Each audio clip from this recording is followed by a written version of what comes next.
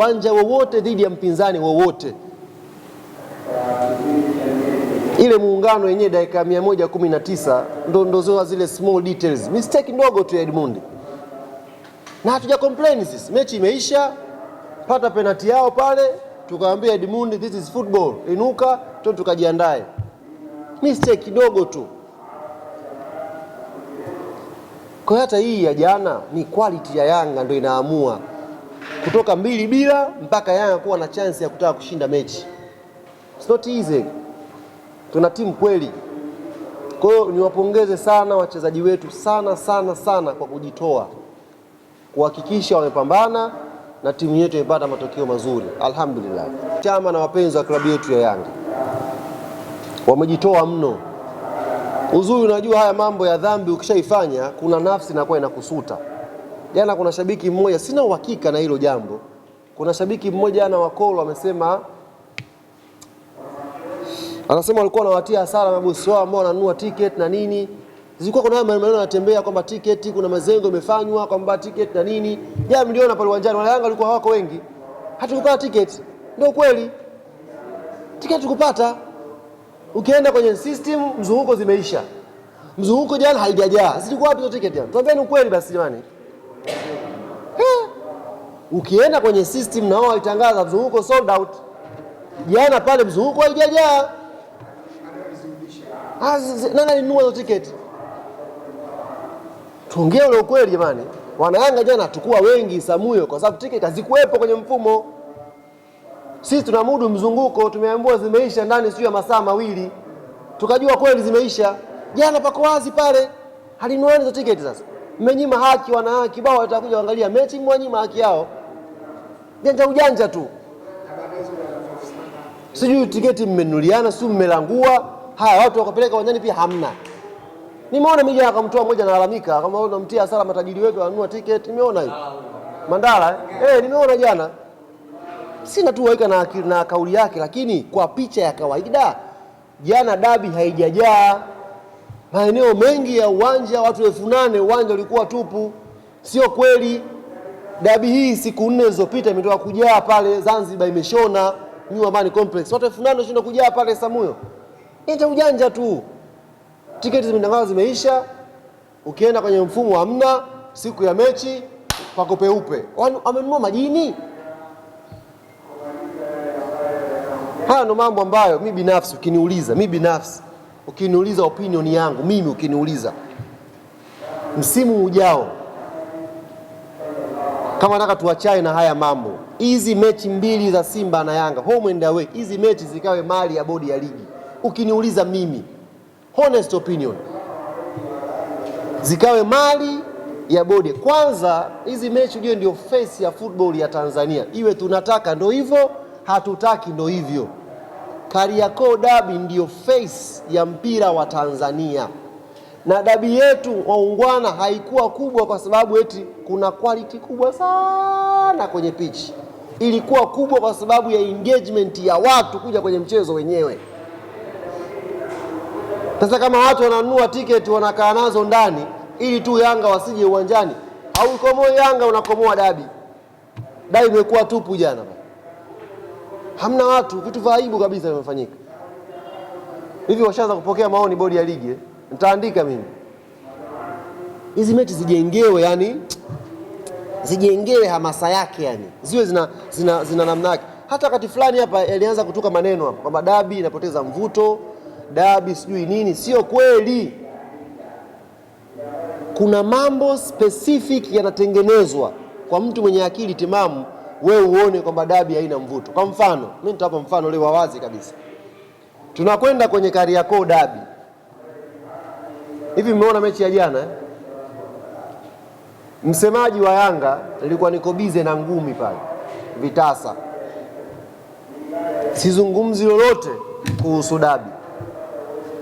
Msemaji wa Simba anaogopa kuzungumza ili Simba ikifungwa ataambiwa yeye ndio kawafungisha. Haya, huo mvuto unaopata. Sababu dabi yetu sisi mpira wetu ni mpira wa tambo. Si ni mpira wa kujigamba, ni mpira wa maneno. Ile vuta ni kuvute vijiwenu, nyinyi hamwezi si hamtuwezi. Ndio mpira wetu. wakaibuka watu wachache katikati hapa kwamba wewe ukiongea ndo timu inafungwa. Matokeo yake dabi inakwenda kibubububu, yani kimya. Watu hawana hamasa, huyu afanyi hamasa, timu haipati hela, kaa kimya. Wewe afanyi hamasa, timu ikifungwa wewe unapoa lawama. Matokeo yake tumeizima dabi ya Kariakoo kimya. Ya tunakwenda Isamuhyo pale kimya. Kimya. Kimya, yani mji upo kimya. Nyie vyombo vya habari, sponsors wote hao ambao wanatia hela kwenye mpira, kilele chao ni Kariakoo dabi. Ndio kilele chao. Nyie wote wiki nzima hamjaniona mimi, hata kunioji ya mwezi. Ndugu yangu Ahmed naye anajificha, anaingilia huku, anaojua Simba TV kalanyoya. Anaogopa kuongea. Nanyi mnakosa content za kutengeneza hamasa watu waje kuifuata timu zao. Mimi ukiniuliza maoni yangu, tuepukane na haya mambo haya ya timu moja kununua tiketi kuzificha ndani. Bora hizi timechi mbili zikawa mali pale ya bodi. Bana kinapigwa, nyie mtagawana mapato, shika nendeni. Lakini kila kitu kiwe pale. Hiyo inaweza kurudisha ile hamasa yetu ya dabi. Kurudisha ule mvuto. Wewe, mimi nimeenda pale Zanzibar siku moja tu. Uongo shehe? Nimetia timu pale Zanzibar siku moja tu pale. Piga kelele pale, piga mzunguko pale. Kesho pale Amani kumeitika, watu wamejaa hapa. Siku moja tu. Sasa imagine inakuwa wiki ile. Mimi napiga mtaa Tandale, Ahmed anapiga Manzese huko. Mimi naingia Mbezi, Ahmed anaingia Buza huko. Mji unakuwaje flavor yake? Mji unachangamka. Na dabi inakuwa na mvuto wake hapo. Sasa wasemaji mnawapa lawama, timu ikifungwa msemaji kasababisha. Mara wote na huyu hana mapato, kaa kimya. Mimi ni maoni yangu nimeyatoa. Hata kama msimu ujao nikiwa sio msemaji wa Yanga, tunabidi tuilinde hii dabi kuanzia kwenye hamasa yake. Build up ya dabi ndio mzuka wenyewe. Ndio mzuka wenyewe. Akutane kidogo pale Baraka na Godi, wakutane na nani pale kutambiana mara kijue hiki, ndio mzuka wa dabi huo. Alafu baada ya hapo tunakwenda kwenye mechi. Dakika 90 zinakwenda kuamua pale. Allahu yaalam. Ile ni maswali yenu bwana. Ndio zinafanya na timu nyingine zinafuatiliwa. Kwa na nyie discussion ikija ya mpira msione amhusiki, mnahusika. Kesho na kesho kutu hapa mkianza kupoteza views ndio mnaanza kutengeneza anguko pia la online media za michezo. Kwa discussion inawahusu, nyie uneni masiara. Huyu ameuliza swali kwa nini Yanga tuliamua kubadilishia nguo wapi? Nyumba ya jirani. Nyumba ya jirani. Nyumba ya kifahari ya jirani. Nyumba ya kifahari ya jirani. Sawa bwana Isa Dede. Jibu la kwanza, Isa Dede. Taratibu jamani. Jibu la kwanza, Isa Dede, kwa nini Yanga waliamua kubadilisha nguo kwenye nyumba ya jirani na sio kule vyumbani? Jibu la kwanza, wewe haikuhusu. Na anayejiuliza pia hilo swali haimuhusu. Inatuhusu sisi Yanga wenyewe na ni maamuzi yetu na tumeyafanya na tumejipongeza kwa hayo maamuzi. Basi. Wewe unajiuliza pembeni, ilikuwaje Yanga wakaenda kwenye ile nyumba? Jibu rahisi tu ni kwamba haikuhusu. Punguza kiherehere kwenye mipango ya watu. Town hapa. Punguza ujuaji. Maana nimeona uchambuzi mrefu. Punguzeni jamani mipango ya town, punguzeni ujuaji. Town hapa. Haiwahusu. Ndio bwana nimesema hivi, maamuzi ya Yanga kuingia kwenye nyumba yetu ya maajabu, ile ni magic house, miracle. Ile mechi wiki moja kabla ilikuwa ile nyumba haionekani pale Isamuhyo. Ni magic house. Kiitafuta hivi uioni.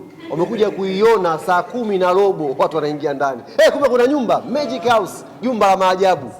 Maamuzi ni ya kwetu na hayawahusu. Maana nimeona maandiko mengi, sijui TFF mnalea watu. Wakati Simba anavunja mlango wa VVIP pale New Amani Complex, hakuna mtu aliandika hapa. Wakati wanavunja mlango wa VVIP New Amani Complex, kimya, mlikaa kimya. Na mkasema mshajua mbinu zao, huo ndo uongozi huo. Wakati Simba wanaingia chumba cha waandishi wa habari New Amani Complex kufanya dress, hamkutoa na neno. Kwenye muungano, wakati Simba wanakimbia changing room, wanaenda kubadilishia nguo store kule, mlikaa kimya, hamkuongea. Leo Yanga kwenye jumba la maajabu, maneno mengi hayawahusu. Kama ni mabingwa wa kusahisha, pa kuanzia palikuwepo, mngesahisha huko. Maki nimeona mnapiga pressure hapa, sio nini? Taratibu zipo, kama kuna kosa tutaadhibiwa, fine tutalipa. Alhamdulillah. Sio shida zetu. Ila kama mna shida ya kurekebisha jambo, pa kurekebisha mlipaona mkakaa kimya. Kwa hiyo tulieni. Na nimewaambia mechi ijayo kama watapeleka pale Isamuyo tena, Yanga tunaweza kufanya maamuzi mengine ya kuwashtua. Tuna uwezo kufanya maamuzi mengine ya kuwashtua. Hata kwenye chumba cha ghala la silaha tukaingia, tukabadilisha nguo.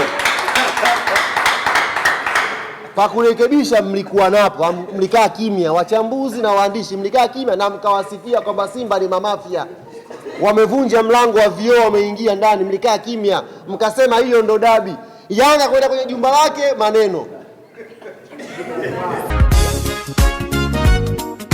Chapa